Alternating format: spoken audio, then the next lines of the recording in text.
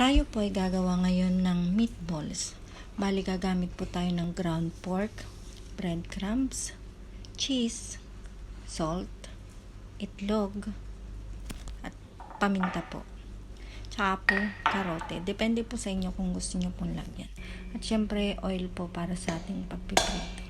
At ngayon umpisan na po nating paghalu-haluin ang ating mga ingredients. Kung minsan po naglalagay din po ako ng gatas. Pero optional po yun. Depende na lang po kung gusto nyo. Mas malinamnam ang inyong meatballs. Bale yan po. Paghalu-haluin na po natin ang mga nasabing ingredients. Ayan.